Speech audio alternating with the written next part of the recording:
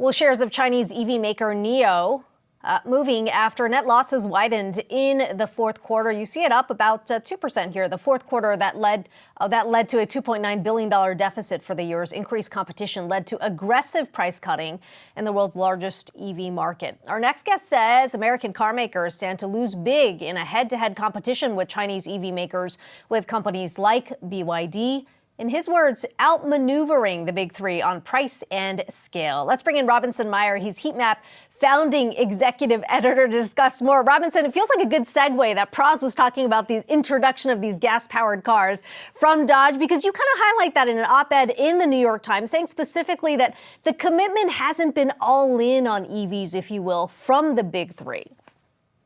That's right. Well, first of all, thank you so much for having me. So, yeah, exactly. I think what we've seen over the past few years is that GM and Ford have plotted aggressive EV transitions. And then through a combination of US demand reasons and also just an institutional failure to execute, they have really struggled to actually get consumers to buy the cars and to turn their upstart EV sector segments, this EV parts of the company, into moneymakers. Ford, as of last quarter, was still losing about $65,000 for every electric vehicle that it sold. And so, Robinson, with that in mind, a lot of people looking at what's happening with the Chinese EV space, because they really have gone all in with this and that commitment. But unlike when we saw a greater proliferation of Japanese and Korean automakers come into the fray, now we're in the time of connected vehicles, which adds another wrinkle. So not just price, but now national security as well. How does that sort of muddy the waters or perhaps change the dynamics here? Yeah, of course. So I think what the Biden administration is looking at here is two things. Of course, over the past few years, the big three, and it's really the big two, because what we used to call Chrysler, now Stellantis, is much more of a global company. They have a European headquarters. We talk about the big three's EV troubles. It is a story mostly about Ford and GM. And over the past few years, they've really focused on this SUV and crossover segment. That's where almost all their profit comes from. And so for the Biden administration, they're looking at these two companies and they're saying, these two companies are extremely politically important in the US, and they're failing to transition to EVs. And so to get to your question, what we've seen from the Biden administration is they've called out this connected aspect of Chinese vehicles, the fact that Chinese vehicles are really all cars now, but because China is in a different geopolitical situation with the US than, say, Japan or Korea or Germany, because cars are so connected to the web all the time, because they're covered in sensors, because they're covered in cameras, as Biden said in a recent statement, they're basically smartphones on wheels. Because they're so connected, they pose security risks that normal cars, the conventional cars, the Camrys and Civics of the 80s and 90s don't. And we've seen the Biden administration in the past week announce a series of actions that on the one hand are meant to address this connected aspect of Chinese cars. And on the other hand, I think more broadly are, from a political lens, maybe meant to keep Chinese cars out of the US market for longer because of the risk they pose to the big three.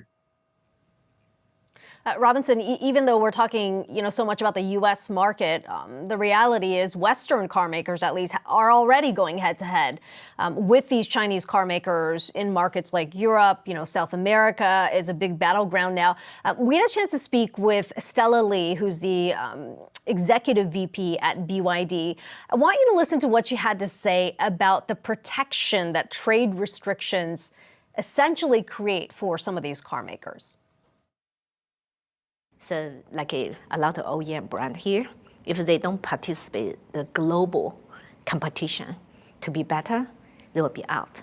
And the trade protection will not help you. I never believe like a trade protection will help any company.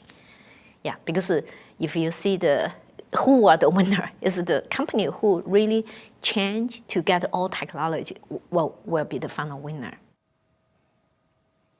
As a reminder, of course, any Chinese car import coming into the U.S.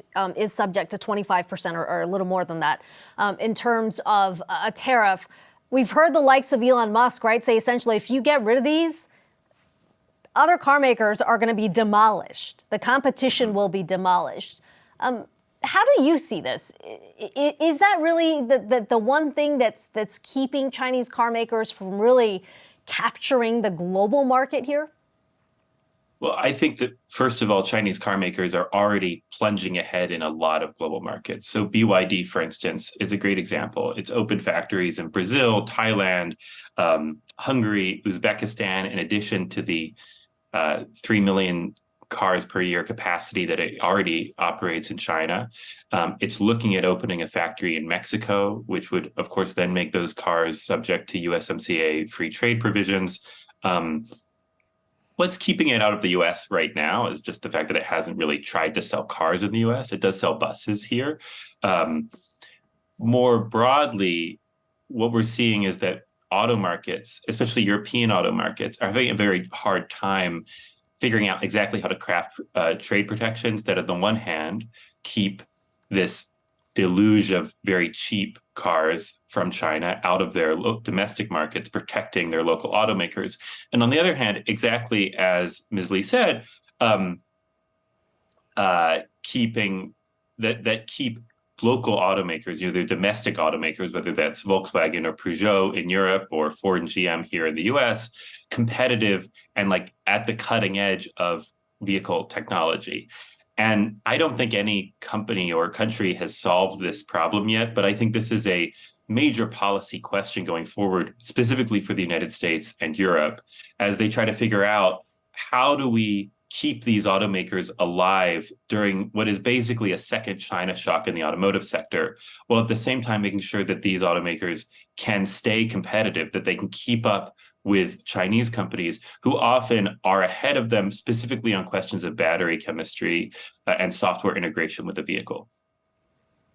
And Robinson, when you think of the UAW strike, some of the concessions that were made there and the cost, as well as the retreat that we're seeing from some of these US car makers then, what is going to help the US stay competitive in the EV space as Chinese and European car makers who are really hyper-focused on this in other parts of the world are stepping up their game? So I think, first of all, it's kind of an interesting situation here in the US because in some ways we really have two different car industries. We have Ford, GM, and Stellantis up north in the old Rust Belt who are subject to UAW provisions. And then we have a second car industry down in the Sun Belt, what some people are starting to call the battery belt, which is where a lot of the global automakers operate manufacturing, and also where there is a lot of the actual battery manufacturing capacity and cathode manufacturing capacity. All the kind of new economy stuff is going in there. And those are, of course, in right-to-work states. They're less unionized. The UAW is trying to make a beachhead there. But for now, those automakers will have lower labor costs. So first of all, there's just some competition here in the US. What I call for in my New York Times op-ed is that the Biden administration, as it seeks to blunt the effect of this initial surge of Chinese vehicles around the world, suggests to automakers here that they need to do everything they can to stay competitive. They need to go open factories, near BYD factories and see what kind of technologies they can learn. They need to suggest to American automakers, as they suggested in the 80s, that whatever trade protections or export limits they put in place now will not be permanent. And Ford and GM need to start planning to compete with BYD and NIO and Geely and other Chinese automakers for the long term, that they can't just plan on kind of operating in the American market, which will increasingly become like an automotive backwater if we just partition ourselves off from the world.